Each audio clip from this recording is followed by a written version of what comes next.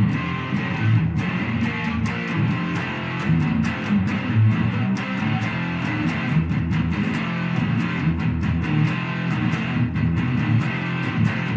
the 9th day of Christmas, Eerie Arachnids gets to see 9 little slings.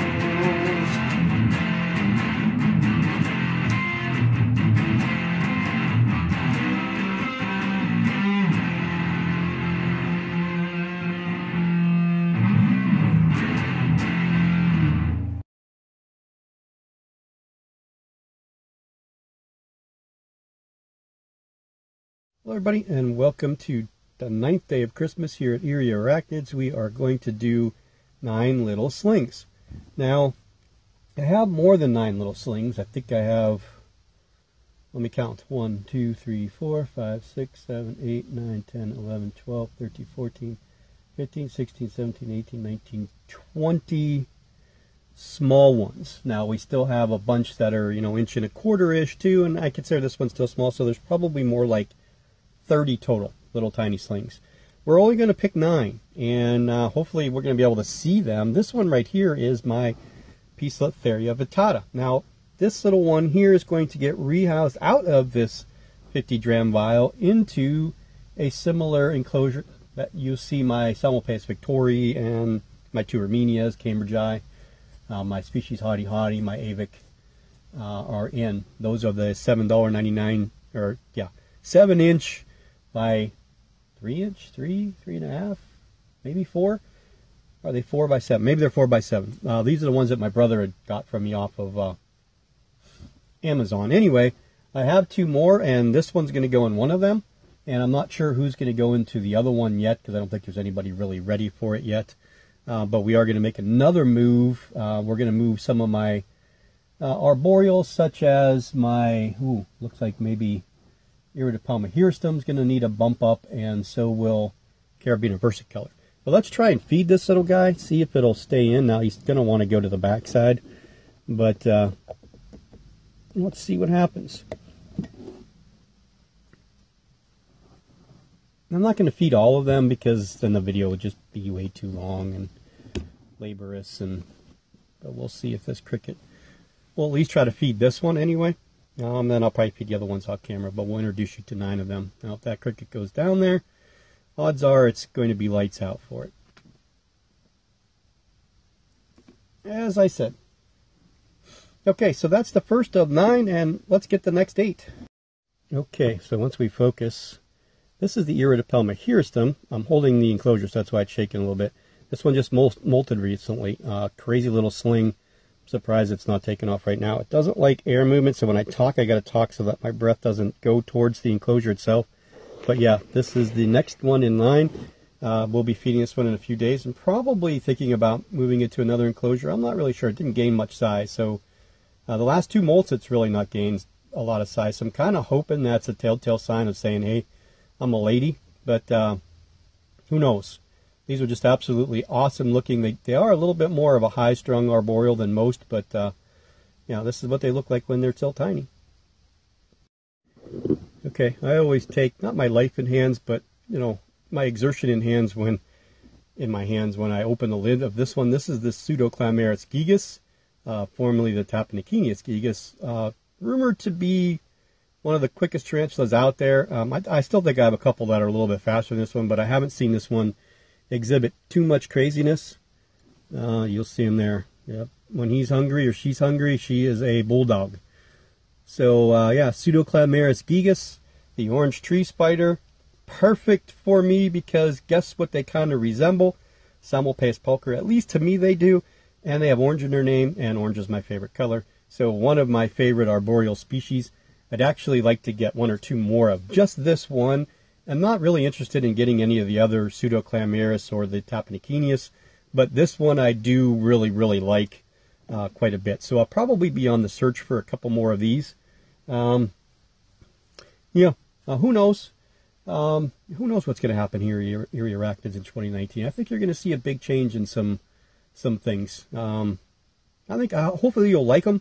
Some of you will probably be disappointed because a few of the animals that probably are here that you do like may not be here after the beginning of the year or springtime, but I think there's going to be some cool, exciting things to come.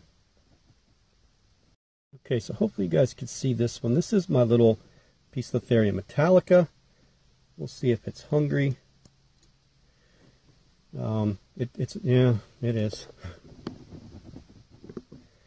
It'll chase that cricket around this enclosure all day if it has to, but it's going to catch it. This will probably be its last meal before it molts again, and I would expect to see a little bit the beginning of some of those blues, but not really blue, you know. I mean, there we go, nailed.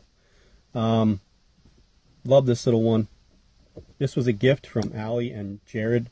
Oh, it's twice in a row I got Jared's name right. I'm almost there where that G sound leaves me. Yeah, so Poecilotheria metallica. Now you can't see because it's up top. Hasn't really done much webbing. It doesn't really hide, probably because of the way that I have it set up, but it seems to be perfectly fine. It has an opportunity to do what it wants. It doesn't really web. It just kind of sits out there. I'm sure once we move it to the next size enclosure that we're going to move it into, that things will be a little bit different. And this guy's going to be a candidate for this enclosure here. This is the one that I got down in Buffalo when my brother and I and daughter went to Buffalo. Got this from Dreamco Plastic. You can see the difference. You'll see the difference in size here. So what we'll do is, you know, when we take this bottom off, it's going to be basically the same.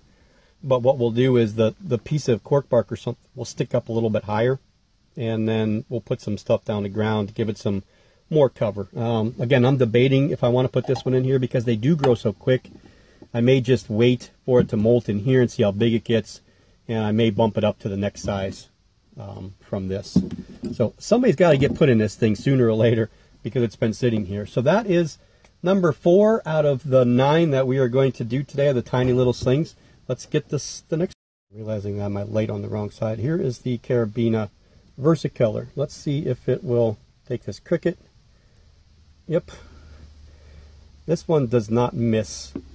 I mean, it's a, let's catch it as it goes down. I'm going to try, I might have to put my right arm and hand shake a lot more than my left hand. So I may have to move my light to the other side here so that when I hold the thing with my left hand, I won't be blocking the light. But there it is, the vaunted Carabina versicolor. Again, this is one that I probably ought to get 1 or 2 more of.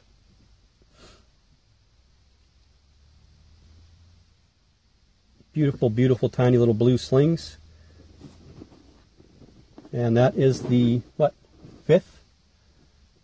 1, 2, 3, 4, 5, yeah, 5th out of the 9.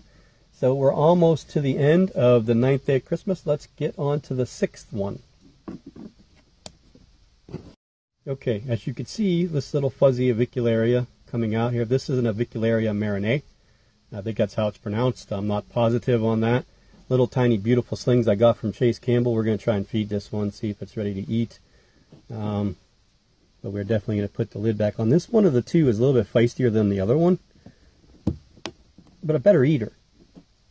And if you could see where that one was located versus where this one likes to be, oh, maybe you can't see, huh? And you could see this one likes to be down lower. So I'm going to drop a cricket in with the other one too, and we'll kind of just use these together as one because they are the same species. I only have 3 avicularias of these two, and then the what I believe is an Avic metallica, or morph type number 6.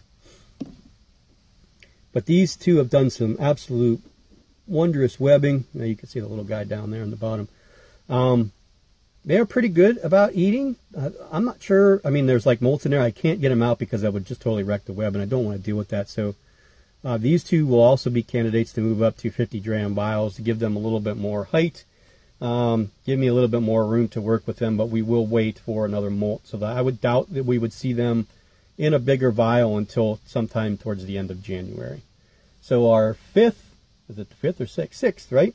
6th of the 9 is the Avicularia marinee times 2. Okay, so number 7 is that little blue fuzzball underneath the leaf there. This is Carabina lata. These were produced by Amy and Quentin, and he totally just mauled that. We're already losing a little bit of our light. He just took that cricket right away which is cool because they sent me 2 and I lost one in a molt, and that devastating because I did have one before that I got, I don't know, a year and a half, maybe 2 years ago from Fear Not Tarantulas, and that one I think I got to about 1.25 inches, maybe a tad bit bigger, and then that one also got stuck in a molt. I found that I had not very good success with the purpurea, the avicularia purpurea, and the leta. With those 2, they were not very good eaters, and they just, both of them died relatively quickly, and they both came in together.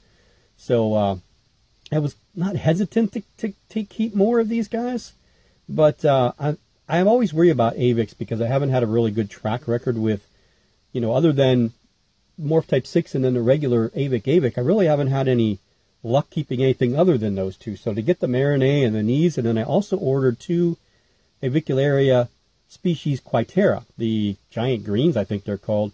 I haven't actually looked at adult specimens of them, but Andy from Andrew's Exotics said that they're absolutely stunning. So those are kind of come in with my 2 Taranocheilus kigoma. So I'm looking forward to getting 2 different types of avics, and maybe we'll work our way through the avics and the carabinas and get back to some arboreal stuff, because I'm really starting to enjoy these.